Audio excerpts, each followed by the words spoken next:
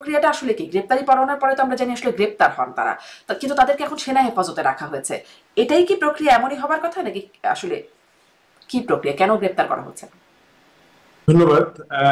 Technically ওটাই গ্রেফতার হয়ে যায়, যেহেতু ক্যান্টনমেন্ট একটা স্পেশালাইজড এরিয়া, আর নিজস্ব কিছু প্রিভিলেজ আছে এবং রুলস অফ এঙ্গেজমেন্ট, এবং ক্যান্টনমেন্ট গুলোতে নিজস্ব পুলিশ আছে, যেটা আর্মির অধীনেই থাকে আর কি।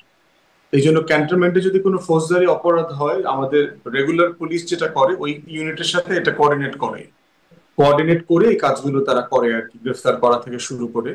এবং ক্যান্টনমেন্ট যেটা চেষ্টা করে নিজেরাই গ্রেফতার করে তারপরে পুলিশ হেফাজতে দিয়ে দেয় আর কি।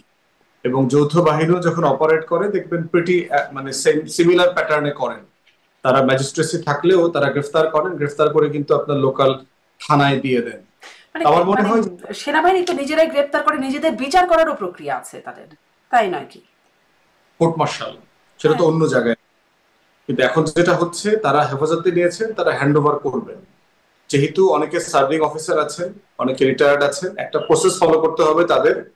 এই প্রসেস ফলো করার মধ্য দিয়ে তারা আইসিটি কে এটা হ্যান্ড ওভার করবে। আচ্ছা, এর তাদের আগে প্রসেসের মধ্যেই আছে বলে আপনি বলছেন।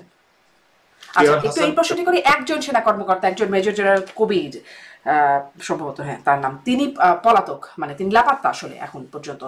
এই বিষয়টিকে আসলে কিভাবে ব্যাখ্যা করবেন বা কিভাবে দেখবেন? এখন শুধু তো এই অফিসার না, এর আগেও আপনার অনেক যারা সিরিয়াসলি অ্যালেজড, তাদের অনেক অফিসারই আসলে পলাতক। আপনি যদি ওই যে মুজিব মার্শাল ছিল একজন, সে পালিয়ে গেছে। ডিজিএফআই এর আরো সাবেক বেশ কয়েকজন ডিজি এখন পলাতক আছে দেশের বাইরে। অনেক আগে থেকেই দু একজন দেশের বাইরে থেকে আছেন। তো সেই বিষয়টা আমার মনে হয় যে এক্স্যাক্টলি, যেহেতু ওয়্যার অ্যাবাউটস আমরা জানি না, ফেসবুক স্ট্যাটাসের উপরে ভিত্তি করে মন্তব্য করাটা ঠিক হবে না। বাট যদি আমাদের সংস্থাগুলো জেনে থাকে এবং সংস্থাগুলো যদি এটা হ্যান্ড ওভার করবার সুযোগ পেয়েও না করে থাকে, তাহলে এই অফিসার, তাদের লিডারশিপ, তাদেরকেও কিন্তু এই ব্যাপারে জবাবদিহিতার আওতায় আনবার সুযোগ আছে।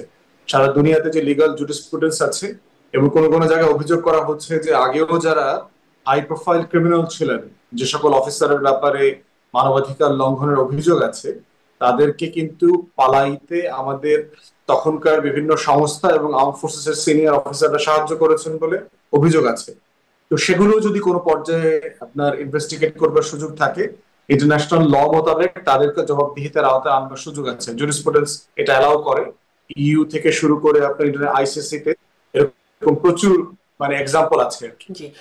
এটা কি জুরিসপ্রুডেন্স অ্যালাউ করে, মানে বিচারের আগেই একরকম শাস্তি দেয়া? আইনের যে পরিবর্তন হলো, প্রজ্ঞাপন দিয়ে যে সংশোধনীটা আনা হলো, যেটি নিয়ে ডক্টর শাহদিন মালিকও বেশ একটা মানে এটা করা একটা সমালোচনাই করেছেন, বলা চলে যে যাদের বিরুদ্ধে অভিযোগ পত্র আসছে তাদের আসলে সরকারি চাকরিতে যাওয়া, তাদের নির্বাচনে করা, সেগুলো তো আছেই।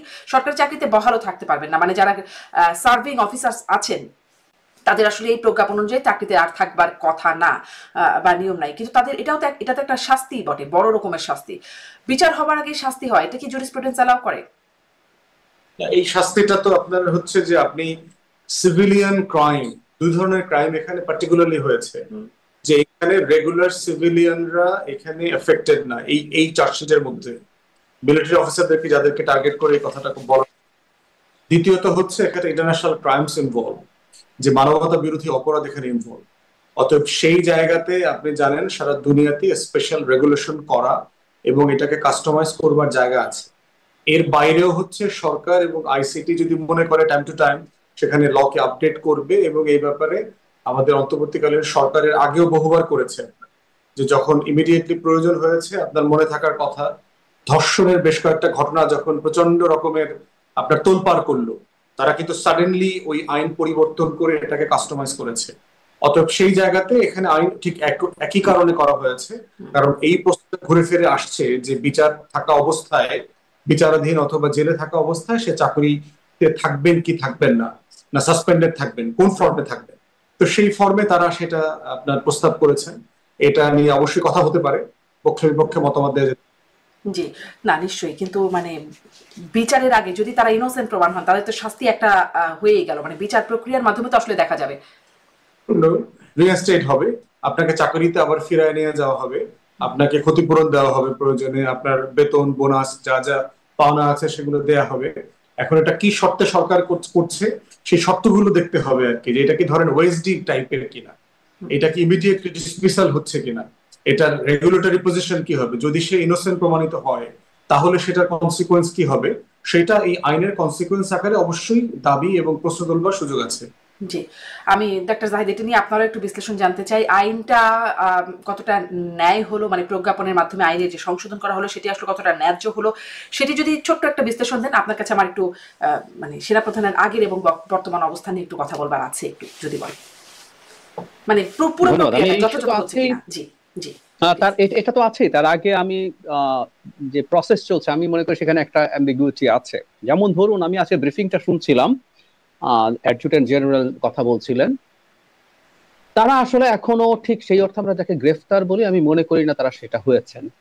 উনি খুব ক্যাটেগরিক্যালি বলছেন যে 9 জন অবসরপ্রাপ্ত সেনা কর্মকর্তা আছেন, তাদের ওপরে সেনা আইন সেভাবে প্রযোজ্য হবে না। বাকি, তার মানে উনি এটা বলেন না যে বাকিদের উপরে সেনা আইন প্রযোজ্য হচ্ছে, কিন্তু আমার এই কথাতে বোঝা যায় তাদেরকে যেভাবে রাখা হয়েছে এটা আসলে সেই অর্থে আমাদের যে ক্রিমিনাল কোর্টের যে ধরনের মানে পরোয়ানার ক্ষেত্রে যে ধরনের ডিটেনশন, এটা সেই ধরনের ডিটেনশন না। আমি ধারণা করছি তার বক্তব্য, আমি খুব মন দিয়ে শোনার চেষ্টা করেছি, তাদের উপরে সেনা আইনই আসলে প্রযুক্ত হচ্ছে। আমি একটা জিনিস ডিবেট সামনে আসবে বলে আমি মনে করি, সেটা হচ্ছে সার্ভিং সেনা কর্মকর্তাদের বিচার সেনা আইনে হবে, এটা একটা বেসিক রুল। কিন্তু ইন্টারন্যাশনাল ক্রাইম ট্রাইব্যুনাল অ্যাক্টের আর্টিকেল 3 এর 1 এ আমি মানে এই জিনিসটা ঘাটলাম, ঘেটে পেলাম, এখানে বলা আছে খুব স্পষ্টভাবে যে বাংলাদেশ বা অন্য কোনো দেশেরও কোনো ডিসিপ্লিন ফোর্স, কারণ আমাদের সাথে তো কারো যুদ্ধ হতে পারে, সে এখানে যদি সে করে, ডিসিপ্লিন ফোর্সের বা অক্সিলারি ফোর্সের যে কোনো মেম্বার, তাদের ইন্টেলিজেন্স যে কারো এখানে বিচার হতে পারে সদস্যের আইসিটিতে। সো টেকনিক্যালি আইসিটির সেই স্কোপ আছে এদেরকে মানে সার্ভিং অফিসারদেরও বিচার করা, আইন অন্তত তাই বলছে। কিন্তু আমি সেনাবাহিনীর ব্রিফিং শুনে মনে হলো তারা মনে করছেন এটা সেনা আইনে হওয়া উচিত। তো সামনের সময় আমার ধারণা এটা নিয়ে খানিকটা ডিসপিউট হবে, যদিও সেই কর্মকর্তা একজন মেজর জেনারেল পদমর্যাদা, তিনি বলছেন যে বাংলাদেশের সংবিধান এবং আইন, উনি এটা রিপিট করেছেন, এটার মধ্য দিয়ে যে কোনো কিছু তারা করতে চান এবং ইনসাফ চান। ইনসাফ চাওয়া ডাজন্ট নেসেসারিলি মিন আইসিটি মানতে হবে। ওনারা যদি মনে করেন যে তাদের যদি মনে হয় যে এখানে সেনা আইনই প্রযুক্ত হবে, সেটা হতে পারে। এই প্রসঙ্গে একটা কথা একটু বলে রাখি, এটা নিয়ে যাতে আমাদের কোনো টার্ময়েল তৈরি না হয়, আমরা এটা একটু দেখতে চাই যে এটা অন্তত একটা খুবই ভালো একটা আলাপ আলোচনা এবং লিগাল জেনুইন ব্যাখ্যার মাধ্যমে যাতে এটা শেষ হয়। এরপর আপনি যে কথাটা বলছিলেন সেটা শুধু না, ইনফ্যাক্ট আইসিটিতে চার্জশিট দিলে কারণ নির্বাচনে পার্টিসিপেট করা অনুপযুক্ত এরকমও ঘটনা ঘটেছে, বা এখন যেটা হয়েছে, আমি দুটোর কোনোটাকেই সঠিক বলে মনে করি না। এটা আসলে সাসপেন্ড হতে পারতো। আমরা কাউকে অভিযুক্ত করা মানে হচ্ছে উনি অভিযুক্ত, এটা প্রমাণিত নন যে উনি আসলে সেটার জন্য তিনি শাস্তিপ্রাপ্ত হচ্ছেন কিনা।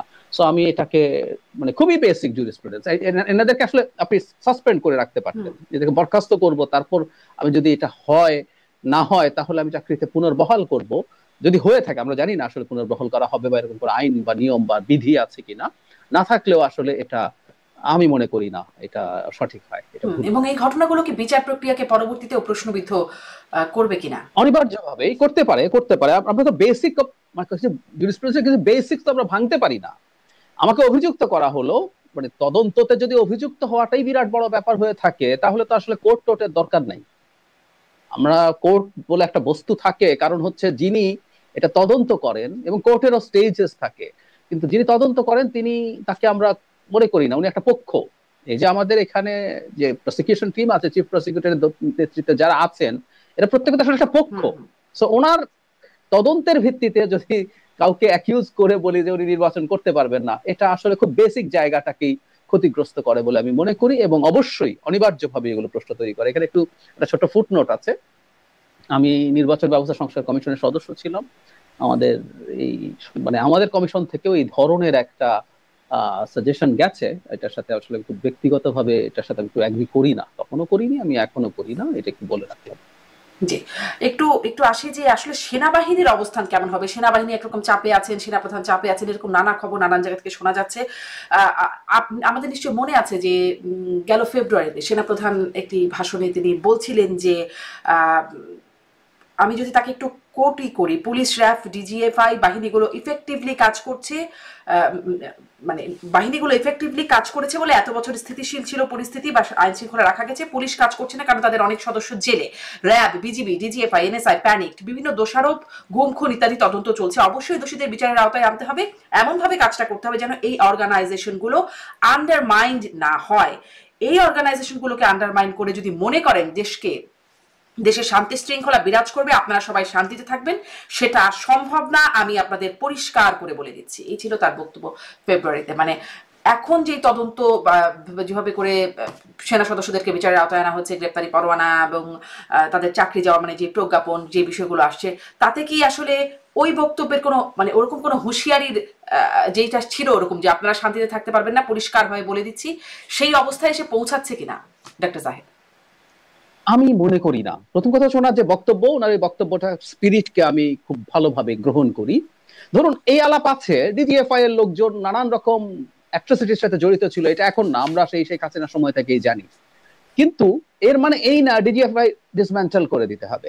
মানে এখন ধরুন পুলিশের বহু লোকজন নানান রকম অপরাধের সাথে জড়িত ছিল, পুলিশ আরো ওয়াইড স্প্রেড স্কেলে ছিল, কারণ খুন বা গুমের কিছু অংশ পুলিশ করেছে, কিন্তু এর বাইরে আপনার আরবিট্রারি ডিটেনশন, কাস্টোডিয়াল টর্চার সব তো পুলিশ করেছে, তো আমরা পুলিশ ডিসম্যান্টেল করে দেবো নাকি?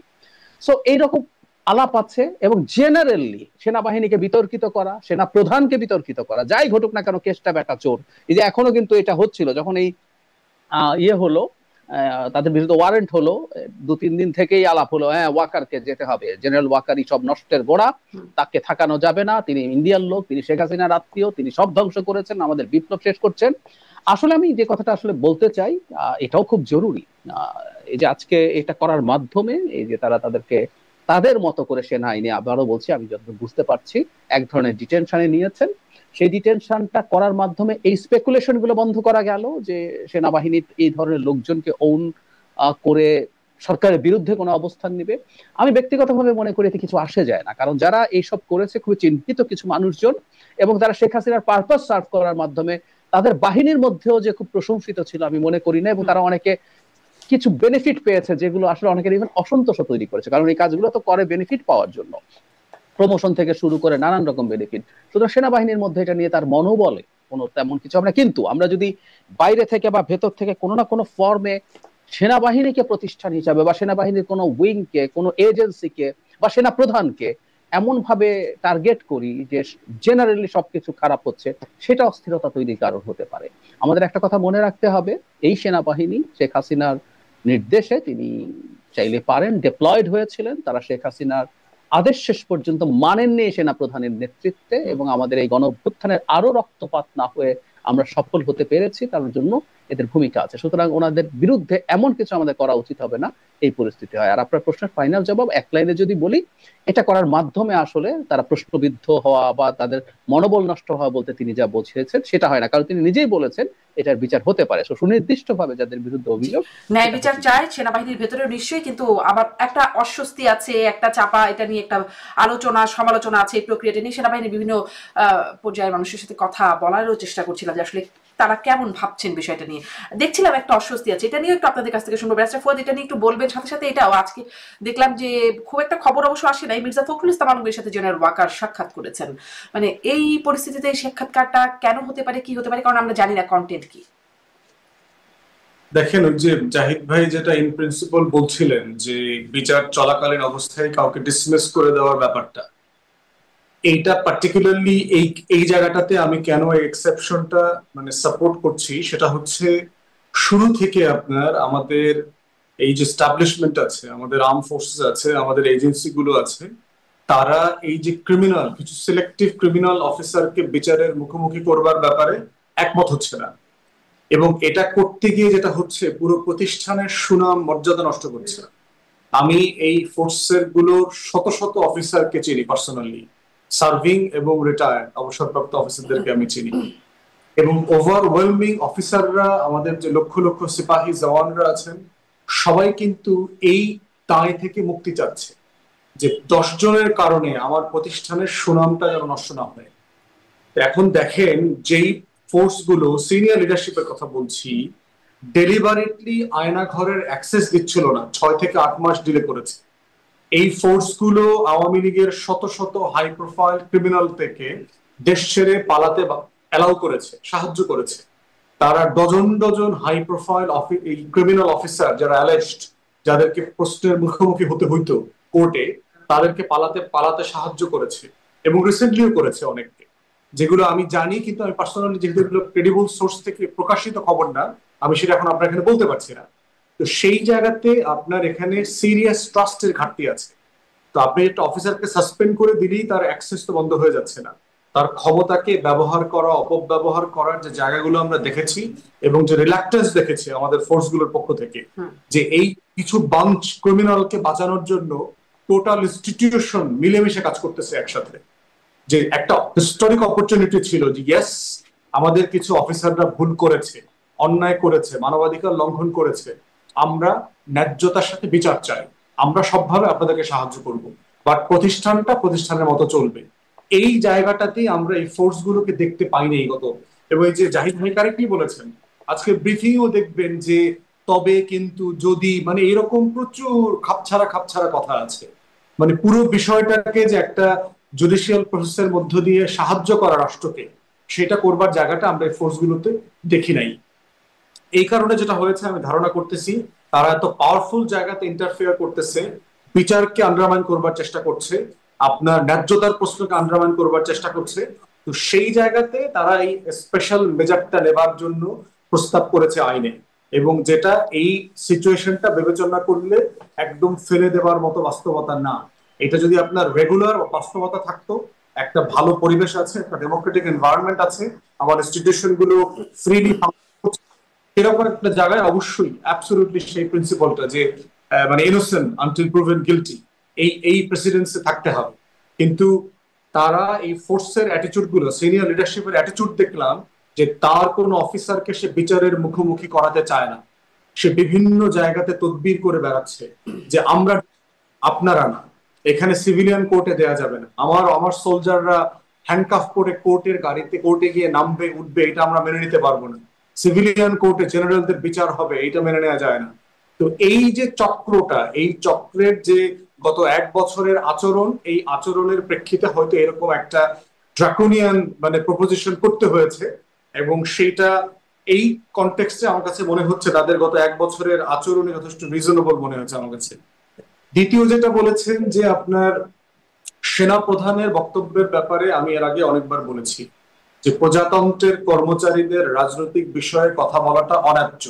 সে প্রজাতন্ত্রের যত বড় কর্মচারী হন, সে ক্যাবিনেট সেক্রেটারি হন, সে প্রিন্সিপাল সেক্রেটারি হন, সে পুলিশের আইজি হন, ডিজির মহাপরিচালক মানে বিজিবির মহাপরিচালক হন, অথবা র্যাবের ডিজি হন, আনসার ভিডিপির প্রধান হন, আপনি যে কোনো রাষ্ট্রের চিফ জাস্টিস হন, তারা কখনোই রাষ্ট্রের পলিটিক্যাল ইস্যুতে কথা বলবেন না, নির্বাচন ইস্যুতে তারা কথা বলবেন না। তারা কখন বলবেন? রাষ্ট্র যারা গভর্ন করছে তারা যদি কখনো ডেকে তাদের মতামত নেন, তারা ইন কনফিডেন্স এগুলো বলবেন, এবং এটাই সারা দুনিয়াতে চর্চিত বিষয়। দিনের মধ্যে নির্বাচন হওয়া উচিত, কিভাবে নির্বাচন হওয়া উচিত, ইনক্লুসিভ হওয়া উচিত কিনা, আওয়ামী লীগ ছাড়া নির্বাচন ইনক্লুসিভ হবে না, এই ধরনের অনেকগুলো বক্তব্য গণ অভ্যুত্থান পরবর্তী বাংলাদেশ সুন্দরভাবে নেয় নাই। এবং এই দায়িত্ব নিয়েছিলেন, যার বক্তব্যের কথা বলেছেন তিনি তো দায়িত্ব নিয়েছিলেন যে তিনি বিষয়গুলো দেখবেন 5ই আগস্টের সেই ঘটনায়, তিনি তো দায়িত্বই নিয়েছিলেন, তাহলে তিনি কেন করবেন না? মানে আপনি যে বিশেষ পরিস্থিতির কথা বলছেন, এটা একটা বিশেষ পরিস্থিতিতেই তো গেল। রাষ্ট্রের দায়িত্ব কি প্রফেসর ইউনূস নেন নাই, সেনাপ্রধান নিয়েছেন না? মানে 5ই আগস্টে যখন আপনি বলছেন যে রাষ্ট্র ক্ষমতায় যারা, তারা যদি ডাকেন তাহলে সেনাবাহিনী বা এই প্রধান আসবেন বা রাষ্ট্রের সরকারি কর্মচারীরা আসবেন, কিন্তু আমরা তো দেখেছিলাম সেনা প্রধান ডেকেছিলেন রাজনৈতিক দল। এটা 5 তারিখে 3টার সময় নিয়েছেন। ওই দায়িত্বটা নিয়েছেন আপনি সর্বোচ্চ 3 দিনের জন্য বলতে পারেন, প্রফেসর ইউনূসের শপথ পর্যন্ত, যে আনটিল একটা ইন্টারিম অ্যাডমিনিস্ট্রেশন ফর্ম হয় সবার পরামর্শের ভিত্তিতে, ততক্ষণ পর্যন্ত যেন দেশে অস্থিরতা না চলে, দেশের সভরেনিটি কম্প্রোমাইজ না হয় সেই জায়গাতে। কিন্তু একটা ইন্টারিম অ্যাডমিনিস্ট্রেশন হয়ে যাওয়ার পরে সে তো সিম্পলি প্রজাতন্ত্রের কর্মচারী, এবং প্রত্যেকটা ফোর্স, আমার গোয়েন্দা সংস্থা, আমার পুলিশ, আমার ব্যুরোক্রেসি, তাকে তো অ্যাকর্ডিংলি বিহেভ করতে হবে। তো সেই জায়গাতে তার নড়াচড়া, আর্ম ফোর্সেসের যে আচরণ, গোয়েন্দাগুলোর যে ডেলিভারির তৎপরতা, ইভেন দেখেন রিসেন্টলি 2-3 দিন আগে যখন আপনার এই চার্জশিট ফর্ম করা হইলো, আপনি টোটাল গণমাধ্যমে রিপোর্টিং অ্যাসেস করে দেখেন, অলমোস্ট ব্ল্যাক আউট করে দিয়েছে। জায়গায় জায়গায় ফোন করে নিউজ দেওয়ার পরে সে নিউজ নামাই দিতে বাধ্য করা হচ্ছে। তো এগুলো তো আমরা আওয়ামী লীগের আমলে দেখেছি এই কাজগুলো করতে। এগুলো কেন এখন করবে? এগুলো তো গণতান্ত্রিক উত্তরণের জন্য আমাদের কাউকে সহায়তা করছে না। আমরা বারবার বলছি যে আমাদের ইনস্টিটিউশন গুলোকে পেশাদার হওয়া দরকার, সোলজারদেরকে পেশাদার হওয়া দরকার, যেন সে দেশের জন্য এবং দেশের বাইরের জন্য গর্বের বিষয় হয়। আমরা লজ্জিত হইতে চাই না। আমরা এই যে বারবার বলা হচ্ছে যে বিচার করলে, এই জেনারেলদেরকে মুখোমুখি করলে বিচারের নাকি প্রতিষ্ঠানের ভাবমূর্তি নষ্ট হবে। 800 আয়নাঘর করবার কারণে কি প্রতিষ্ঠানের ভাবমূর্তি নষ্ট হয় নাই? হাজার হাজার গুম খুন করবার জন্য কি প্রতিষ্ঠান নষ্ট হয় নাই? 18 সালে হাসিনাকে এই অফিসাররা 50 লাখ টাকা করে নিয়ে নিয়ে যে রাতে ভোট করে দিয়েছে, তখন এটার জন্য ভাবমূর্তি নষ্ট হয় নাই? ব্যবসা করে ভাবমূর্তি তো নষ্ট যা হয়েছে, এখন সেটা টেকানোর কাজ, তাই না? মানে সেটা কি টেকানোর জায়গা যাচ্ছে? মানে আওয়ামী লীগ আমলের কথা বলছেন, যেটা কিন্তু আওয়ামী লীগ আমলে হতো। আওয়ামী লীগ আমলে এরকম মানে আরো অনেক কিছুই হতো, যেটি এখনো হচ্ছে। সন্ত্রাস দমন আইনে কি কারণে গ্রেপ্তার করে ফেলা হচ্ছে সেটা আমরা জানিও না, পরবর্তী দেখা হচ্ছে তাদেরকে গ্রেপ্তার দেখানো হচ্ছে। এই ঘটনাগুলো তো হচ্ছে আওয়ামী লীগ আমলের ঘটনায়। হিউম্যান রাইটস ওয়াচও বলছে সেই বিষয়গুলো। জি, আলোচনা করব, কিন্তু প্রশ্ন হচ্ছে যে ফোর্স নিয়ে কথা বলছে, তারা যদি করে, তার ফোর্সের ভিতরে ধরেন আমরা হিসাব করে দেখেছি 70-80 থেকে 100 ক্রিমিনাল আছে টোটাল ফোর্স গুলোর ভিতরে। তাহলে আমার এই হাজার হাজার লক্ষ লক্ষ সভরেন ফোর্সের ভিতরে 100 লোকের জন্য আপনি পুরো প্রতিষ্ঠানটাকে নষ্ট করে দিচ্ছেন, বিচারের মুখোমুখি করছেন না। সেজন্য কে দিচ্ছেন এরকম প্রতিষ্ঠানকে নষ্ট? এই টোটাল আর্ম ফোর্সেস এর সিনিয়র লিডারশিপ, গোয়েন্দা সংস্থাগুলো কালেকটিভলি, এই টোটাল গ্যাং, যাদেরকে আমি আওয়ামী গ্যাং বলছি, এবং তারা দেখেন পালায়া কিন্তু ইন্ডিয়াতেই যাচ্ছে। ইন্ডিয়াতে গিয়েও তারা কিন্তু এখন পর্যন্ত থেমে নাই, রেগুলার মিটিং করছে, দেশে অরাজকতা তৈরি করা, প্রত্যেকটা কাজের সাথে এই পালিয়ে যাওয়া অফিসার গুলো জড়িত আছে। অতএব সেই জায়গাতে আন্ডারমাইন করবার প্রথম জায়গা হচ্ছে আপনার প্রতিষ্ঠানকে যদি আপনি ন্যায্যতার পথে ফিরায় না আনেন, আপনার প্রতিষ্ঠানকে যদি আপনি বিচারের মুখোমুখি না করেন, আপনার ভুলকে যদি আপনি স্বীকার না করেন, এটা না করাটাই হচ্ছে অন্যায্যতা। এবং অন্যায্যতা দিয়ে কখনো প্রতিষ্ঠানের মর্যাদা ধরে রাখা যায় না। তাই আমরা বারবার বলেছি, অন্যায় যারা করেছে তাদেরকে ছেড়ে দেন, বিচারের মুখোমুখি করেন, আর এর মধ্য দিয়ে প্রতিষ্ঠানগুলোকে সংস্কার করেন, পেশাদার করেন, আগের ভুল ত্রুটিগুলো স্বীকার করে নতুন ভাবে আগান বাংলাদেশকে। এবং রাজনৈতিক দলগুলোর সাথে ডিল করানো, আপনি পার্টিকুলারলি বিএনপি সেক্রেটারির সাথে মিটিং এর কথা বলেছেন, এইটা খুবই অসুন্দর একটা কাজ হয়েছে। আমি জানি না যে উনি ইন্টারিম অ্যাডমিনিস্ট্রেশনের অনুমতি নিয়ে মিটিং করেছেন কিনা।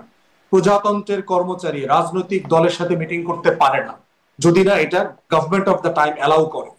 এইটা সে করতে সিম্পলি পারে না, এবং যদি করেও থাকে অন্যায্য ভাবে অথবা অনুমতি নিয়েও করে থাকে, তার বিবৃতি দিয়ে পরিষ্কার করা দরকার ছিল যে সে কেন একটা পলিটিক্যাল পার্টি গুরুত্বপূর্ণ নেতার সাথে এখানে মিটিং করছে, কি আলোচনা করছে, ডিল করছে, তাকে ক্ষমতা আনবার জন্য ইলেকশন ইঞ্জিনিয়ারিং করবে, বিচারের জন্য ইমিউনিটি চাইবে, তার অফিসারদেরকে যেন বিচারের মুখোমুখি না করা হয়, যাদেরকেও বিচারের মুখোমুখি করা হচ্ছে ফেব্রুয়ারিতে বিএনপি ক্ষমতা এসে তাদেরকে যেন মাফ করে দেয়। এগুলো কি আলোচনা করেছেন আমাদেরকে জানা দরকার। তো অত একটা হচ্ছে নিয়ে তো অনেক আলোচনায় হচ্ছে, সেটাও আসি, মানে এই কথাগুলোর সাথে সেফ এক্সিট শব্দটা মিলে গেল, আমি সেটাও আসবো, একটু বিশেষ করে আলোচনা করবো। ডাক্তার জাহিদ, আপনার কাছে একটু বিএনপি মহাসচিবের সাথে বৈঠকের যে বিষয়টি আলোচনায় আসছে সেটি নিয়ে একটু জানতে চাইবো। এরকম বৈঠক কেন হতে পারে, এই বৈঠকের যৌক্তিকতা কি, তারপরে আসি সেই সেফ এক্সিটের প্রসঙ্গ। এই খবরটা কি কোনোভাবে কনফার্ম হয়েছে বিএনপি মহাসচিবের সাথে বৈঠক হয়েছে? কনফার্ম হবার তো সুযোগ নাই। যখন মানে প্রধান বিচারপতির সাথে দেখা করলেন, তখনও আইন উপদেষ্টা বললেন যে এরকম কোনো খবর ঘটনাই ঘটে নাই, পরবর্তীতে এরকম শুনেছি। সো আমরা আসলে এখানে কনফার্ম হতে পারছি না কোনোভাবে। আমরা একটা ইন্টারেস্টিং ডিবেটে আছি, ভেরি ইন্টারেস্টিং। ফুয়াদ ভাইয়ের কথা আমি শুনছিলাম, আমি একটা জায়গায় স্ট্যান্ডার্ড প্র্যাকটিস কি হওয়া উচিত সেটা বললাম। এই যে কেউ অপরাধী হওয়ার আগ পর্যন্ত তার বিরুদ্ধে কোনো অ্যাকশন নেওয়া যাবে না। আমি এটা এই কারণে বলি, কারণ হচ্ছে এটা করলে আমাদের খুব কেওস হতো না। আমরা কাউকে যদি সাসপেন্ড করে রাখি, তাতে যে সে প্রভাব বিস্তার করতে পারবে। কিন্তু ফুয়াদ ভাই যুক্তি দিচ্ছেন যে একটা স্পেশাল সিচুয়েশন এটা, সুতরাং এখানে আমাদের বেসিক জুরিসপ্রুডেন্স এই জায়গায় কিছুটা ডেভিয়েশন আমরা একসেপ্ট করব। তাই যদি হয়ে থাকে, আমরা সেনা প্রধান যে তার যে পেরিমিটার আছে তার দায়িত্বে প্রজাতন্ত্রের কর্মচারী হিসেবে, সেটা আবার কেন বলবৎ থাকবে? এটা একটা স্পেশাল সিচুয়েশন। তো এটা কোনো সন্দেহ নাই, ফুয়াদ ভাই যেগুলো বলছেন এগুলো আইডিয়ালি খুবই সঠিক কথা। সেনাপ্রধান এটা পারেন না, কিন্তু উনি, আমি যদি বলি একটা বিশেষ সিচুয়েশনে এবং একজন নাগরিক হিসাবে, আমরা ওইটাই আইনে প্রচুর বলা হয়, আপনারা দুজনই আইনের মানুষ, ডক্ট্রিন অফ নেসেসিটি। আমার কাছে মাঝে মাঝে মনে হয় এটা ওনার রোলের ক্ষেত্রে এটা ব্যবহার করা যাবে না, কিন্তু আমি কথাটা ব্যবহার করতে চাই। কারণ আমি একটা জিনিস খেয়াল করছি, এই টার্মোয়েলের টাইমে আমাদের নির্বাচন বানচাল করার যে চেষ্টা আছে তার বিরুদ্ধে একটা ডেটারেন্ট হিসাবে উনি কাজ করছেন। সো ওনার গ্রেটার যে রোল, আবারও বলছি, উনি যা যা বলছেন, যা যা করছেন, আইডিয়ালি থিওরিটিক্যালি এগুলো সঠিক না, এগুলো উনি করতে পারেন না। নির্বাচন কবে হতে হবে, আরো আরো অনেক কথাবার্তা তিনি বলেছেন। কিন্তু ওই যে বললাম যে একটা চর্চা আছে বাংলাদেশে নির্বাচনকে হ্যাম্পার করানোর জন্য, নির্বাচনকে প্রবলেমে ফেলার জন্য। তিনি দীর্ঘদিন থেকে ডিসেম্বরে বা অ্যাজ আর্লি অ্যাজ পসিবল তার বাহিনী মাঠে থেকে কি কি সংকটে পড়ছে সেটা থেকে দূরে থাকার জন্য উনি ওগুলো যেহেতু বলেছেন, so for the better future of the country and the nation, আমার কাছে মনে হয় যে এটাকে আমরা এক ধরনের প্রয়োজনীয় বলে অ্যাগ্রি করতে পারি। ঠিক একইভাবে তিনি যদি এরকম বৈঠক করে থাকেন, সেই আলোচনাগুলো হয়, তবে আমার কাছে ধারণা, আমার কাছে মনে হয় সবচেয়ে ভালো হতো এগুলো এগুলো সরকারকে জানিয়ে, তিনি যেহেতু সেনাপ্রধান, সরকারের সাথে জানিয়ে, সরকারের সাথে আলাপ করে তিনি কথা বলতে পারতেন, সেটাই সবচেয়ে ভালো হতো। কারণ যদি বসেন, সত্যি যদি বসে থাকেন এবং এগুলো যদি লুকিয়ে করে থাকেন, এগুলো আসলে অনেক বাজে প্রশ্ন তৈরি করে। এটা এটা কোনোভাবেই ঠিক হয় বলে আমার মনে হয়। জি, অনেক কিছু আসলে না জানিয়ে গোপনে বা গোপন করার চেষ্টার একটা প্রবণতা দেখা যাচ্ছে ইদানিং। সেটি যদি বলি, সাবির হোসেন চৌধুরীর বাসায়, হ্যাঁ, সাবির হোসেন চৌধুরীর কথা আমারও মনে পড়ছিল। ওই দিন রাষ্ট্রদূত জানিয়ে গেলে কোনো সমস্যা ছিল না, হ্যাঁ জানিয়ে খবর গেলে ঠিকই বেরোলো এবং শেষ পর্যন্ত এটা নিয়ে নানান রকম স্পেকুলেশন তৈরি হলো। এটা এটা সেটাই, মানে এই অনেক কিছু এরকম গোপনে গোপনে হচ্ছে কেন, মানে গোপন করার চেষ্টাই বা কেন করা হচ্ছে? সেই প্রধান বিচারপতির সাথে বৈঠকও কেন আইন উপদেষ্টা তখন বলেন এরকম কিছু হয় নাই, মানে এরকম কথাগুলো কেন আসে, সেই বিষয়গুলো আসলে উত্তর খুঁজে পাই না। কিন্তু আমি আসলে ওই যে মানে বলছিলাম যে সেফ এক্সিট নিয়ে কথা বলবো। এই যে এখন সেনা কর্মকর্তাদের বিচারের আওতায় আনা হচ্ছে, মানে সবসময় ক্ষমতা পরিবর্তনের পরে একটা বিচারের ব্যাপার চলে আসছে। সেই 1/11 পরেও একটা তাদেরকে সেফ এক্সিট দেওয়া হলো, আওয়ামী লীগ ক্ষমতাকে সরানোর পর থেকেও তাদেরকেও একরকম সেফ এবং আনসেফ এক্সিট দেওয়া হলো। তারপরে এখন আবার মানে নাহিদ সার্জিসরা প্রশ্ন তুলছেন সেফ এক্সিটের।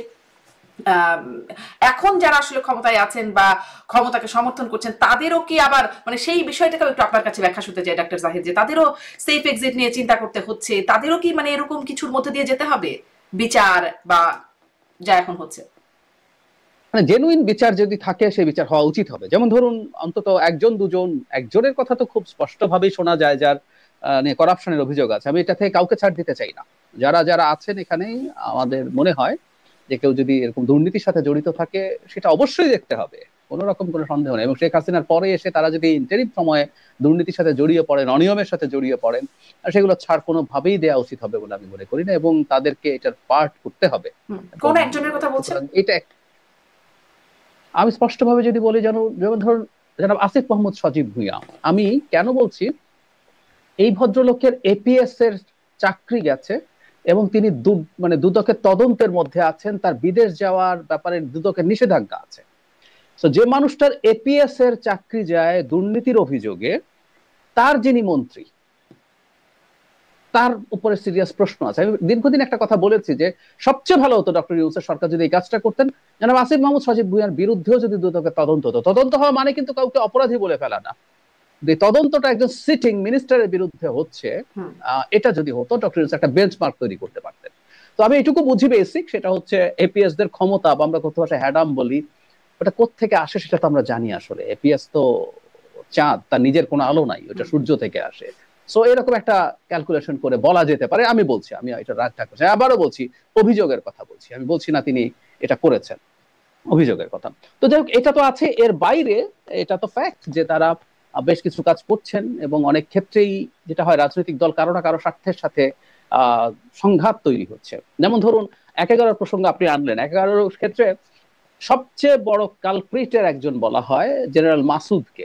ভালো খারাপ ইজ এ ডিফারেন্ট ডিবেট, কিন্তু একটা দল, বিএনপি, তাকে প্রধান কালপ্রিট মনে করেন, এবং উনি নবম পদাতিক ডিভিশনের জিওসি ছিলেন এবং নিজের হাতে অলমোস্ট অনেক কিছু করেছেন। সেই মাসুদ, মানে শেখ হাসিনা 1/11 নাকি তাকে এত সমস্যা করেছে, 1/11 নাকি তাকে স্লো পয়জনিং করে ওই সরকার তাকে মেরে ফেলতে চেয়েছে। ফখরুদ্দিন মঈনুদ্দিন দেশে আসতে পারে না, কিন্তু জেনারেল মাসুদের রাষ্ট্রদূত হওয়া এক্সটেনশন হয়, দেশে আসেন, রেস্টুরেন্ট ব্যবসা করেন, এমপি হন জাতীয় পার্টির হয়ে, দেশে বহাল তবিয়তে থাকেন, মূল কুশীলবদের একজন। কেন পারেন?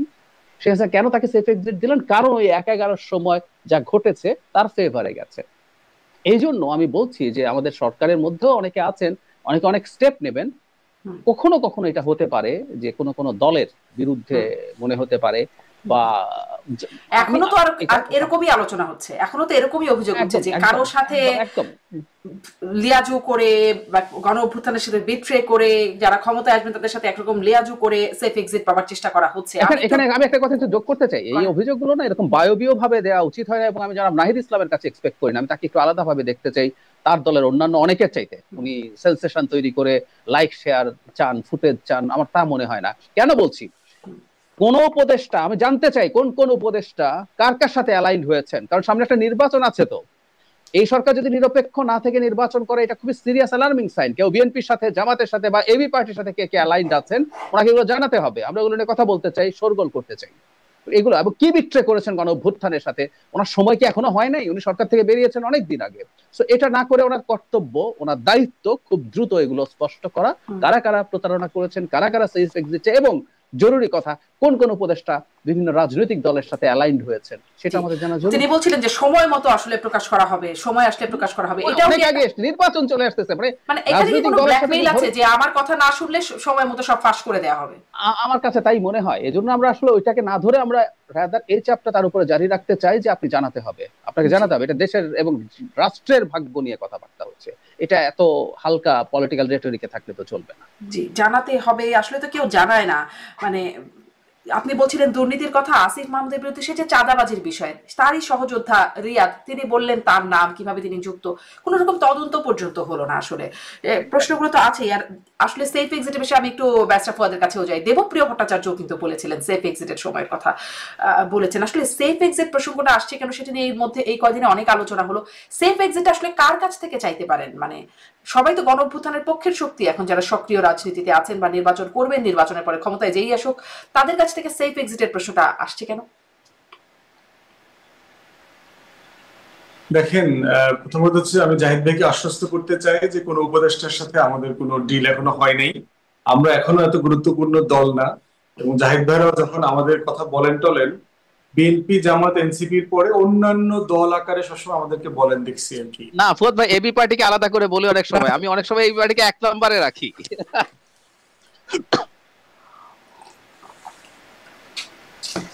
জি, ব্যারিস্টার ফুয়াদের কানেকশনটা আটকে গেল এই সময়। হ্যাঁ, হচ্ছে সবাই বড় বড় দলের সাথে ডিল করে আর কি, অন্যান্য দলের সাথে কেউ ডিল করে না আর কি। আচ্ছা, আমার কাছে মনে হচ্ছে এটা নিয়ে আমি জাহিদ ভাই একই একই শোতে বারবার কথা বলেছি অনেকবার। আমার কাছে মনে হচ্ছে যারা এগুলো নিয়ে কথা বলছিল উপদেষ্টাদেরকে নিয়ে, এটা আসলে একটা ফ্রাস্ট্রেশন থেকে বলছেন যে যারা এত বড় একটা ত্যাগ, এত বড় একটা আন্দোলন, গণ অভ্যুত্থান হয়ে গেছে, বাংলাদেশটা যেভাবে যতদূর এগোনোর কথা ছিল, যতদূর সংস্কার হওয়ার কথা ছিল, যা যা হওয়ার দরকার ছিল, সেই অনেকগুলো কাজ আসলে হয় নাই প্রত্যাশা অনুযায়ী আর কি। এখন অনেক কিছু হয়েছে, সেটা তালিকাও বিশাল, কিন্তু প্রত্যাশাতে এমন একটা জায়গা যে আপনি এটা আসলে কত উঁচু করেন। এটা হচ্ছে হাই জাম্প দিয়েছেন। আমরা যখন ছোটবেলায় স্কুল কলেজে পড়েছি, আপনাদের মনে থাকার কথা, হাই জাম্পে কি হইতো, প্রতিবার আপনি যখন একটু উঁচু দিয়ে লাফ দিতে পারতেন, পরের বার কিন্তু টিচার আবার 1.5 ইঞ্চি বাড়ায় দিত। প্রত্যাশাটা এরকম আর কি, যে আমি কতটুকু অ্যাচিভ করলাম, এর বাইরে আরো কতটুকু অ্যাচিভ করবার ছিল। তো সেই জায়গা থেকে নাহিদ এবং আপনার সার্জিস রিসেন্টলি যে মন্তব্য করেছে, এটাকে আমি দেখতেছি পারফরমেন্স আকারে, এবং এটাকে অ্যাড্রেস করা দরকার। এটা ভয়ের আকারে অথবা তারপরে বিচারের আকারে। একই রকম একটা কথা আপনার মনে আছে কিনা, ওই যে আমলাদের একটা প্রোগ্রামে আপনার সার্ভিস একাডেমিতে খালেদা জিয়ার যিনি পিএম সেক্রেটারি, উনি কিন্তু বলেছিলেন যে 8 জন উপদেষ্টার বিরুদ্ধে আমাদের কাছে সুনির্দিষ্ট তথ্য প্রমাণাদি আছে, যেটা আমরা সময় মতো পাবলিক করে দেবো। কিন্তু একইভাবে জাহিদ ভাইয়ের মতো আমি তখন বলেছি যে প্রমাণ থাকলে দুদকে দেন, পাবলিক করেন। এটা তো একটা মোরাল অব্লিগেশন যে আপনি জানেন যে আপনার রাষ্ট্র যারা চালাচ্ছে সেখানে 8টা মানুষ আছে যারা দুর্নীতিগ্রস্ত এবং তারা সিরিয়াস এলিগেশন, আপনি এটা পাবলিক করে দুদককে দিয়ে দেওয়ার জন্য। আসিফের ব্যাপারেও যে অনেক অভিযোগ আসতেছে না, আমি কিন্তু বারবার এটা বলেছি যে একটা স্পেসিফিক এভিডেন্সের উপরে ভিত্তি করে বিষয়টা দুদকে রেফার করা হচ্ছে না কেন। দুদক কেন আসলে এই বিষয়টাকে মানে ধরছে না? মানে দুদক তো সুমোটো করতে পারে এই বিষয়গুলো, করতে পারে, কিন্তু প্রশ্ন হচ্ছে যে বাংলাদেশের ক্ষমতার কাঠামোর যে কালচার আছে, দুদকের যে কাজের লোড আছে, এখন আপনার কমিশনার, আপনি জানেন যে এখনো তাদের 5 জন কমিশনার অ্যাপয়েন্টেড হয়নি, মাত্র 3 জন আছে, তাদের লোকবলের ঘাটতি আছে। দুদকের পক্ষ থেকে বারবার দেখবেন যে অনেক কাজ তারা এগোতে পারছে না, তাদের লোকবলের ঘাটতির কথা তারা বারবার বলছে আর কি। তো আমরা বোধ করতেছি যে রাষ্ট্রের সরকারের যারা দায়িত্ব পালন করছেন তাদের যে কারো ব্যাপারে অভিযোগ থাকলে সিরিয়াসলি এটা কোনো না কোনো ফোরামে, যেভাবে গত সপ্তাহে মানবাধিকার লঙ্ঘনের ঘটনা ঘটেছে, সরকার এটাকে রিপোর্টটাকে ওয়েলকাম করে মানবাধিকার কমিশনে রেফার করে দিলেই পারে যে প্রত্যেকটা ঘটনা আপনারা সিরিয়াসলি ইনভেস্টিগেট করেন, আমরা এগুলো বিচার দেখতে চাই, শেষ দেখতে। ঠিক একইভাবে প্রেস সচিব তো বলেন যে আসলে এগুলো পরিস্থিতি আসলে ভালো, স্থিতিশীল আছে, আইন শৃঙ্খলা পরিস্থিতি, মানবাধিকার পরিস্থিতি, এগুলো বাড়িয়ে বলা হচ্ছে। করতেই পারেন, দ্বিমত করে কোনো সমস্যা নাই, বাট দিন শেষে আপনি রিপোর্টটাকে কিভাবে অ্যাড্রেস করতেছেন। একটা রাষ্ট্র ম্যাচিউর হয় যখন আমার বিরুদ্ধে একটা অভিযোগকে ডিল করার মতো স্পেস থাকতে হবে। এটা সত্য হোক, আমি একমত হই, দ্বিমত হই, রিপোর্টটাকে তো আপনি এক জায়গাতে পাঠাবেন রাষ্ট্রের কোন ইনস্টিটিউশনের কাছে, যে এটা খতিয়ে দেখা দরকার কি হচ্ছে, সত্য কিনা। এর বাইরে হচ্ছে সেফ এক্সিটের ব্যাপারে আমি বোধ করছি পারফরমেন্স গুলোকে রিপোর্ট আকারে আসা দরকার, যে এই হতাশাগুলো কেন হচ্ছে। কারণ আমরা বোধ করছি উপদেষ্টারা চাইলে এটা করতে পারতো, ওইটা করতে পারতো, সেটা করতে পারতো, করে নাই, কেন করে না। আসলে সরকার কি করেছে? আমি মাননীয় প্রধান উপদেষ্টার সামনে আপনার বারবার এটা বলেছি যে আমাদের 1 বছরের আমলনামাটা করেন, আপনি পাবলিক করেন, প্রত্যেক উপদেষ্টা আসলে 1 বছরে কি করেছে। উপদেষ্টাদের সম্পদের হিসাব দেওয়ার কথা ছিল, মানে অনেক কিছুই ছিল, করলেন না তো কিছুই। কথা আমি বারবার বলেছি, যারা ছিলেন তারা মাইকের এপাশে থাকলে সবসময় বলতেন বিএনপি আওয়ামী লীগ কেন এটা করে না, ওইটা করে না, সেটা করে না। তো আপনারাও কি এক্সাম্পল সেট করতে পারলেন? আপনাদেরকে যখন দায়িত্ব দেওয়া হলো, এই জায়গাগুলো একটা ফ্রাস্ট্রেশন তৈরি করেছে। জি নিশ্চয়ই। আবার যখন তারা সুশীল সমাজে ফিরবেন, তারা কি আর এই প্রশ্নটা করতে পারবেন যে ক্ষমতাকে এই প্রশ্ন করতে পারবেন? সেই প্রশ্নটা কিন্তু আপনি বলছিলেন যে দুদকের লোকবল কম ইত্যাদি, মানে বিরোধী দল বা যারা ক্ষমতার বাইরে তাদের ক্ষেত্রে আসলে করা যায়, সরকারে যারা থাকেন সেটা এখন না, বরাবরের মতোই আসলে তখন লোকবলের প্রশ্নটা কি আসে, মানে তারা কেন আনটাচড থেকে যান, এবং তাদের বিচার তখনই প্রশ্ন আসবে যখন ক্ষমতা ছেড়ে যাবেন, ওই সেফ এক্সিট নাকি না, সেই প্রসঙ্গগুলো হয়তো এই জন্যই আসে কিনা। ডাক্তার জাহিদ, আপনার কাছেও একটু জানতে চাই, আর ওই যে মানবাধিকার লঙ্ঘন কথা, সেই প্রসঙ্গটাও একটু ছোট্ট করে যদি অ্যাড্রেস করেন। প্রেস সচিব ঠিক আগের দিনই বললেন যে বাংলাদেশের গণমাধ্যমগুলোর উপর ভিত্তি করে এইসব বাংলাদেশের মানবাধিকার সংগঠনগুলো রিপোর্ট করে, এগুলো গণমাধ্যম বা পত্রিকাগুলো এখন অনেক ফ্রিডম পেয়েছে, যার কোনো যা খুশি তাই বলতে পারছে। আসলে পরিস্থিতি ঠিক তেমন না যেমনটি বলা হচ্ছে, পরিস্থিতি স্থিতিশীল, আইন শৃঙ্খলা পরিস্থিতি ভালো ইত্যাদি, বা মানবাধিকার পরিস্থিতিও ভালো, এরকম একটা বার্তা তিনি দিলেন। পরদিনই হিউম্যান রাইটস ওয়াচেও আসলে কিভাবে করে সন্ত্রাস দমন আইনের মানে অপব্যবহার হচ্ছে, বা কি কি মানবাধিকারের আসলে কি পরিস্থিতি, অনেকটাই উঠে আসলো। এখন আসলে কি বলার আছে? আর ওই যে এতে আসলে সরকারের আমলনামাটাও 1 বছরের, যেটি ব্যারিস্টার ফুয়াদ বলছেন, সেটিও কোথাও গিয়ে দাঁড়ায়। মানে আমি ঠিক জানি না, মানে চেয়ারগুলোতেই মনে হয় সমস্যা আছে। চেয়ারগুলোতে আসলে একবার বসে দেখা দরকার যে চেয়ারটার সমস্যা আসলে কি হয়। চেয়ারগুলোতে বসলেই এই ধরনের কথা বলতে হবে। মানে উনি আমাদের খুবই পরিচিত মানুষ, আমরা দীর্ঘদিন থেকে তাকে চিনি, এবং খুবই গুরুত্বপূর্ণ রোল প্লে করেছেন তিনি। এবার সাংবাদিক হিসেবেও খুবই সাহস নিয়ে তার প্রতিষ্ঠান চমৎকার কাজ করেছে ওই সময়গুলোতে, শেখ হাসিনার সময়।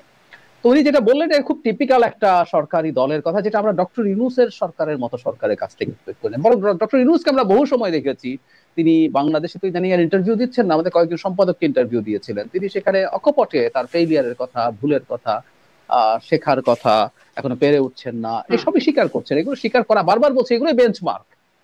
একটু আগে আসিফ মাহমুদ সজীব ভুঁইয়ার কথা বললাম, ধরে নিলাম কথাটা ভুলো না, বাংলাদেশের দুদকের খুব যথেষ্ট লোকবল নেই, কিন্তু এটা একটা প্রায়োরিটি কেস। আপনি খেয়াল করবেন সুপ্রিম কোর্টে, হাইকোর্টে মামলার বিরাট জট আছে, কিন্তু সুপ্রিম কোর্ট হাইকোর্টে কি কোনো রিটের খুব দ্রুত শুনানি করে রায় দিয়ে দেওয়া হয় না? ওরা কি বলেন যে তোমার সিরিয়াল 35 লাখ না 30 লাখ কত মামলা আছে, তারপর হবে না? গুরুত্ব বিবেচনায় রিটকে প্রায়োরিটি দিয়ে হিয়ারিং করে রিটের শুনানি শেষ করে। হাইকোর্টে প্রচুর নজির আছে এরকম। ফুয়াদ ভাই রেগুলারলি কোর্টে যান, উনি আমার সাথে অনেক ভালো জানেন, আমরা বাইরে নিউজ দেখি এগুলো। তো তাই যদি হয়ে থাকে, ঠিক একইভাবে যে একটা বেঞ্চমার্ক সৃষ্টি করার জন্য আবার হচ্ছে তদন্ত, আমি বলছি না উনি অপরাধ করেছেন, তাকে সোমোটো তার ওই অধিকার আছে, আমি আইন পড়ে দেখেছি খুব ভালো মতো, তার ওই অধিকার আছে, তারা সেটা করে তারা তাকে ডাকতেন, তাকে সামন করতেন, ইনভেস্টিগেট করতেন, করে তার তদন্তে তিনি প্রমাণিত হতে পারতেন, বা প্রাক তদন্তে তার অপরাধ নাও পাওয়া যেতে পারতো বা পাওয়া যেতে পারতো। ঠিক একইভাবে প্রেস সচিব যেটা বললেন, এটা বলেও ওই আগের ধারায় থাকা হয়ে গেল। দুদক যেমন থাকলেন, এটাও আগের ধারা। তার মানে আমি এটা বলছি না আগেই ভালো ছিলাম, এটা খুব ভুল কথা। আমরা দুই একটা জায়গায় শেখ হাসিনার সময়কার কিছু দিয়েই হুট করে বলে ফেলি, মানে এই প্রসঙ্গে একটু যোগ করে, একটু অপ্রাসঙ্গিক হলেও হোক, মানে গুম নিয়ে আমাদের গুম কমিশনের রিপোর্টকে কেন্দ্র করে একটা ডকুমেন্টারি তৈরি হয়েছে। মানে আমি যে কাউকে খুবই সিরিয়াসলি অ্যাপিল করবো টু ওয়াচ দ্যাট ডকুমেন্টারি। তো যারা কেউ কেউ বলে ফেলেন যে আগেই ভালো ছিলাম টাইপের কথা, তাহলে তারা বুঝবেন তারা কি বলছেন।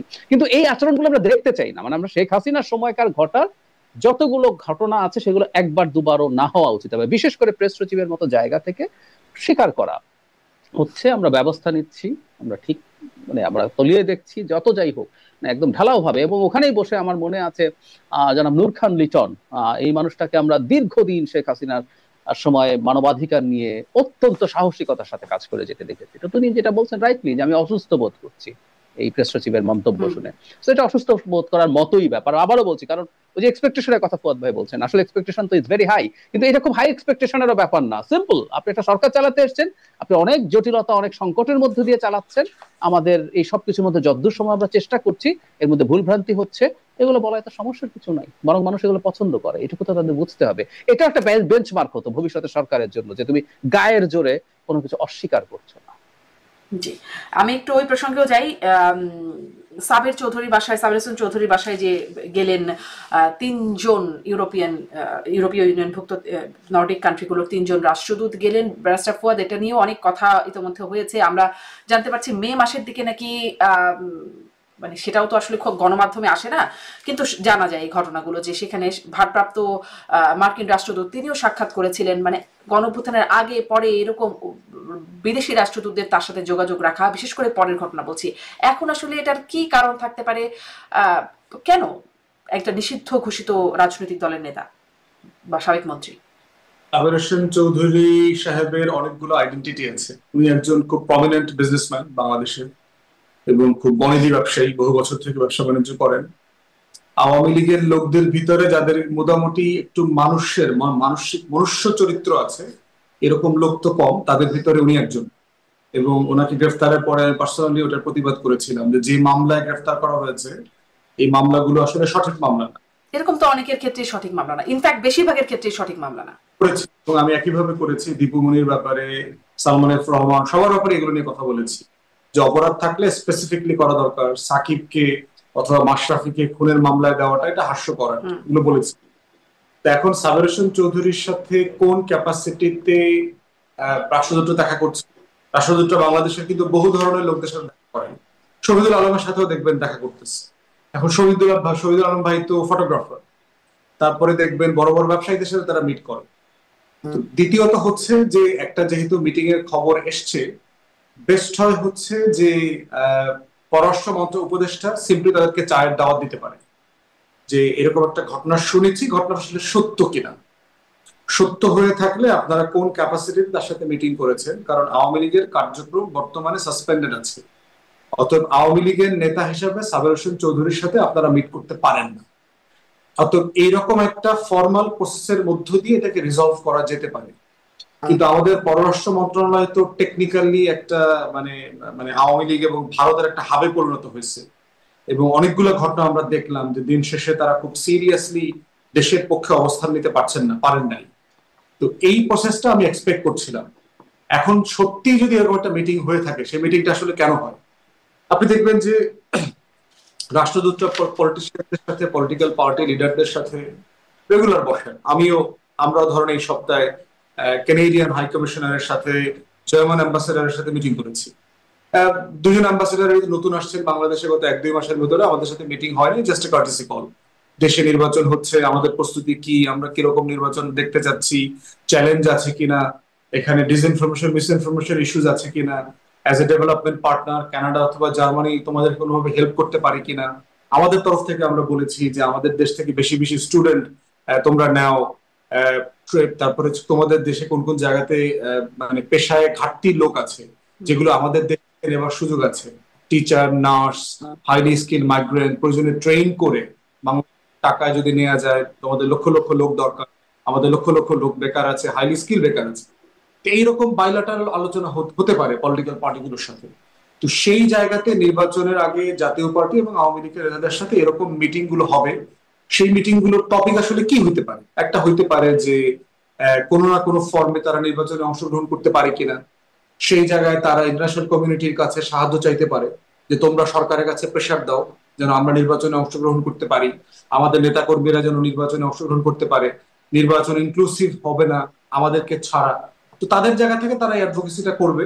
সরকারকে পজিশন নিতে হবে যে সরকার এই কার্যক্রমগুলো কতটুকু অ্যালাউ করবে। ইন পার্টিকুলার যে আওয়ামী লীগ, জাতীয় পার্টি এবং 14 দলের যে ফোরাম, সেই জায়গাটা একটা জুডিশিয়াল প্রসেস কনক্লুড না হওয়া পর্যন্ত তারা এই কার্যক্রমগুলো কতটুকু অ্যালাউ করবে এবং করবে না, এবং সে ব্যাপারে খুবই পরিচ্ছন্ন একটা ট্রান্সপারেন্ট মানে পদ্ধতি ফলো করা দরকার। যেটা আমি বলেছি, এটা ইন্টারন্যাশনাল প্রোটোকল মোতাবেক এই কাজগুলো করা সম্ভব। জি, ডাক্তার জায়েদ আপনার কাছেও শুনি। আচ্ছা, মানে রাষ্ট্রদূত জনাব সাবের হোসেন চৌধুরী যদি আওয়ামী লীগ নেতা হন, উনি 24 সালেও আমির নির্বাচনের এমপি ছিলেন, ওনার সম্পর্কে আমরাও পজিটিভ কথা শুনি, কিন্তু দুঃখের কথা হচ্ছে উনিও সেই 14, 18, এই ডাকাতির নির্বাচন, 24 সবগুলোতেই তথাকথিত এমপি ছিলেন। কিন্তু ওনার সাথে দেখা করায় সম্ভবত সরকারের নিষেধাজ্ঞাটা ভাঙবে না। আমি সরকারের প্রজ্ঞাপনের একটা অংশ একটু পড়ি, সেটা হচ্ছে সব সংগঠনের কি কি নিষিদ্ধ করা হয়েছে। আমি একদম এক্স্যাক্টলি প্রজ্ঞাপন থেকে পড়ছি। প্রকাশনা, গণমাধ্যম, অনলাইন ও সামাজিক যোগাযোগ মাধ্যমে যে কোনো ধরনের প্রচারণা, মিছিল, সভা সমাবেশ, সম্মেলন আয়োজন সহ যাবতীয় কর্মকাণ্ড নিষিদ্ধ ঘোষণা করা হলো। মানে তারা তাদের সংগঠন এই কাজগুলো করতে পারবে না। সুতরাং একজন নেতার সাথে বসতে পারে, আমি মনে করি মানে এইটাতে যে নিষেধাজ্ঞা ভঙ্গ হয়েছে তা না। কিন্তু এখানে একটা ইন্টারেস্টিং জিনিস আছে, ডক্টর ইউনূস মেহেদী হাসানের সাথে যে ইন্টারভিউ দিয়েছেন তাতে তিনি আওয়ামী লীগ এই নির্বাচনে পার্টিসিপেট করতে পারবে না সেটা বলছেন, কিন্তু তার নিষেধাজ্ঞা যে কোনো সময় উইথড্রন হতে পারে, এবং এটা টেকনিক্যালি ইজ কারেক্ট। কারণ হলো নিষেধাজ্ঞাটা ইম্পোজ করা হয়েছে সন্ত্রাস দমন আইন 2009-কে কিছুটা অ্যামেন্ড করে সরকারের এক্সিকিউটিভ অর্ডারে। আওয়ামী লীগের বিচার হবে আইসিটিতে, ইভেন বিচারটার প্রসেস এখনো শুরু হয় নাই। এই নিষেধাজ্ঞা কিন্তু কোর্ট থেকে না, যদি কোর্ট থেকে হতো তাহলে সরকারের জন্য যে কোনো সময় আসলে এটা তুলে ফেলা সম্ভব হতো না। এটা আসলে সরকার যে কোনো সময় তুলে ফেলতে পারে, টেকনিক্যালি ব্যাপারটা ইজ ভেরি মাচ পসিবল, যদিও ডক্টর ইউনূস বলেছেন এই নির্বাচনে হবে না। এবং আমি মনে করি প্রায়ই, বিশেষ করে ইউরোপ, আর একটু খোলামেলা কথা বলা সম্ভবত উচিত, সেটা হলো বাংলাদেশে বিএনপির বিপরীতে যে রাজনৈতিক দল বা জোট এখন উত্থান হচ্ছে, জামায়াত ইসলামী, বা তারা একটা বৃহত্তর জোটের চিন্তা করছে। তারা যখন বৃহত্তর জোটের চিন্তা করছে, এর মধ্যে প্রমিনেন্ট দুটো দল, জামায়াত ইসলামী এবং ইসলামী আন্দোলন বাংলাদেশ, আর এর সাথে খেলাফত মজলিস আছে, এর সাথে নিজামে ইসলামী আছে, প্রত্যেকে বাংলাদেশে শরিয়া আইন কায়েম করবেন বলেন তারা ক্ষমতায় যদি আসেন। ক্ষমতায় আসবেন কিনা যে ডিফারেন্ট ডিবেট, তারা তাদের প্রকাশ্যে এই আলাপগুলো আনছেন। এখন দীর্ঘদিন জামায়াতে ইসলামীর মতো দলগুলোকে আমেরিকা বিশেষ করে একটা কারণে প্যাট্রোনাইজ করার চেষ্টা করেছে, সেটা হচ্ছে বাংলাদেশে যদি এরকম একটা রাজনৈতিক দল যেটা ইসলামী ভাবাদর্শের উপরে ভিত্তি করে করে, কিন্তু যে কনস্টিটিউশনাল পলিটিক্স করে, সে তখন এটাকে গ্লোবালি সেল করতে পারবে যে দেখো তোমাকে জঙ্গি হইতে হবে না, তুমি রাজনীতি করতে চাও এরকম কনস্টিটিউশনাল পলিটিক্স করো। কিন্তু এখানে একটা গুরুত্বপূর্ণ প্রশ্ন এসে হাজির হয়েছে, তারা যদি শরিয়া আইন করেন এখন মানে নির্বাচনে জিতে এসে, তাহলে কি দাঁড়াবে? তাহলে কি দাঁড়াবে? এখন সমস্যা বেঁধেছে ওই জায়গায়, বিশেষ করে ইউরোপের কিন্তু খুব স্ট্রং রিজার্ভেশন আছে। এখন যদি সেটা হয়ে থাকে, তারা যদি ভেবে থাকেন যে তাহলে বাংলাদেশে অল্টারনেটিভ, আমি নিশ্চিত নই কিন্তু আমি জাস্ট একটা স্পেকুলেশন করছি, তাহলে একটা মানে বিরোধী দল, কারণ আমি এখনো ব্যক্তিগতভাবে মনে করি ওই অনেক সার্ভে টার্ভেতে দেখা যায় জামাত নাকি বিএনপি নেক টু নেক, আমি একেবারেই মনে করি না। এবার আমি মনে করি না যে জামাত আওয়ামী লীগেরও নেক টু নেক। আওয়ামী লীগের এখনো যে পার্সেন্টেজের ভোট আছে, নির্বাচন হলে আওয়ামী লীগই অনিবার্যভাবেই সেকেন্ড হাইয়েস্ট দল হবে, খুব বেশি সিট পাবে না কিন্তু সেকেন্ড হাইয়েস্ট দল হবে, এবং জামাতের চাইতে বেশি সিট পাবে। সো ইউরোপ এই চিন্তা করে থাকতে পারে যে বাংলাদেশে একটা ধর্মভিত্তিক রাজনীতি শক্তিশালী হওয়া, যেটা আবার একটু খেয়াল করি ইউরোপের খ্রিস্টান ডেমোক্র্যাটদের মতো না, বা ভারতের বিজেপির মতো না। ভারতের বিজেপির কনস্টিটিউশন আমি পড়ে দেখেছি, ওখানে কোথাও নাই যে তারা যদি ক্ষমতায় আসে হিন্দু ধর্মের এই সবকিছু ইম্পোজ করবে, নো, কোথাও নাই। অথচ জামাতের আপনি কনস্টিটিউশন যদি পড়ে দেখেন, একজন সদস্য হওয়ার জন্য তাকে ইসলামকে কিভাবে ধারণ করে ফরজ ওয়াজিব সব মেনে হারাম থেকে দূরে থেকে সদস্য রুকন যাকে বলে, বিজেপির কনস্টিটিউশনে কোথাও এরকম কোনো কথা নাই। ও হিন্দুত্ববাদী রাজনীতি করে কিন্তু ওর ওই কনস্টিটিউশনে এগুলো নাই, এবং সেগুলো কনস্টিটিউশনে করবে বলছে না, এনারা বলছেন। তো ফলে এই ধরনের একটা টেনশন বা ফোবিয়া থাকতে পারে, বিশেষ করে ইউরোপে এই ব্যাপারগুলোতে একটু বেশি সেনসিটিভ, তারা এই কারণেও করার চেষ্টা করতে পারেন বলে আমি ধারণা করি। জি, অনেক ধন্যবাদ। আমি মানে তাহলে এটার কি কোনো ইম্প্যাক্ট সামনে আছে কিনা সেই বিষয়ে যদি এক লাইনে শুনি আমি শেষ করবো। ব্যারিস্টার ফুয়াদ, আপনার কি মনে হয় যে এই যে ঘটনাগুলো, মানে বিশেষ করে আসলে এই বৈঠকগুলো যদি এগুলো আরো চলতে থাকে সামনে, মানে অতীতেও হয়েছে বলে টুকটাক যা জানা যাচ্ছে, আরো যদি চলতে থাকে সামনে, এটার কি কোনো ইম্প্যাক্ট আছে? দেখেন, আওয়ামী লীগের আমলেও কিন্তু প্রচুর এরকম অ্যাম্বাসিগুলোতে প্রচুর মিটিং করেছি, জাতিসংঘ থেকে শুরু করে আমেরিকানদের সাথে, ব্রিটিশদের সাথে, ইউর সাথে করে। কি আমরা আসলে হাসিনার তেমন কিছু করতে পারছি? আমাদের তখন একটা বড় দল আকারে সবাই বলতো না যে এই একটা দুইটা সমাবেশ করলে মনে হয় আমেরিকা এখন স্যাংশন দিয়ে দিবে, এই হাসিনার উপর স্যাংশন দিয়ে দিলে হাসিনা বিপদে পড়ে যাবে, তো এরপরে তাকে নির্বাচন দিতে বাধ্য করা হবে, এগুলো হচ্ছে অনেক কিছু। দিন শেষে বিষয়টা হচ্ছে আসলে পলিটিক্যাল কনসেনসাস। রাজনৈতিক দলগুলো কিভাবে, যদি রাজনীতি আকারে বিএনপি আওয়ামী লীগকে পুনর্বাসনের উদ্যোগ না নেয়, জাতীয় পার্টিকে রাজনীতিতে ফিরায় নিয়ে আসার উদ্যোগ না নেয়, তাহলে শুধুমাত্র এম্বাসিগুলো এই দেশে কোনো কিছু চাপিয়ে দিতে পারবে না। কারণ জামাত সহ অন্যান্য ইসলামী দলগুলো যদি একতাবদ্ধ হয়, তাহলে সবচেয়ে ক্ষমতার হুমকির মধ্যে সামান্য হইলেও পড়তে পারে, সেটা বিএনপি করতে পারে। তখন বিএনপির সাথেই এইটা বিদেশি শক্তিদের একটা নেগোসিয়েশনের সুযোগ হইতে পারে, যে এই ইসলামপন্থী রাজনীতির বিকল্প আকারে একটা দ্বিদলীয় মেকানিজম দরকার। তো সেটা কি হইতে পারে, সেটা যদি আওয়ামী লীগ না হয় সেটা জাতীয় পার্টি হইতে পারে কিনা। এই আলাপটা শুধুমাত্র এম্বাসি কেন্দ্রিক না, বাংলাদেশের অনেক ডিপ স্টেট আছে, ইনস্টিটিউশন আছে, তারা এই ধরনের ভাবনা ভাবছে। আমাদের বাইরের দেশের অনেকগুলো দেশ এগুলো ভাবছে, এবং বিভিন্ন এম্বাসির সাথে মিটিং এ এই আভাস আমরাও পাই, আমরা বুঝি যে এগুলো আলোচনা হচ্ছে বিভিন্ন সার্কেলে। এবং এটা শুধুমাত্র বাস্তবায়ন হতে পারবে যদি দল আকারে বিএনপি এই প্রস্তাবের সাথে একমত হয়। আদারওয়াইজ এই কোনো কিছু বাস্তবায়ন যোগ্য না। এখন দল আকারে বিএনপি তো একটু একরকম একটু চাপেও ফেলা হচ্ছে বিভিন্ন সময়, রাস্তায় আন্দোলন, ঐক্যমত কমিশনে সেদিনও বলছিলেন যে তারেক রহমান সাক্ষাৎকারে বলছিলেন আমরা একমত হলে ঠিক আছে, একমত না হলেই সেখানেই সমস্যা তৈরি হয়ে যাচ্ছে। মানে এর একরকম একটা চাপে ফেলা বা একরকম পরিস্থিতির শিকার হয়ে যাওয়া বিএনপির, সেখান থেকে বিএনপিও কি কোনো ভাবনা ভাবতে পারে? কারণ এরকম অভিযোগ শুরু থেকেই করা হচ্ছে যে আঁতাত হচ্ছে, তলে তলে নানান রকম আঁতাত হচ্ছে বিএনপির সাথে আওয়ামী লীগের, হতে কি পারে?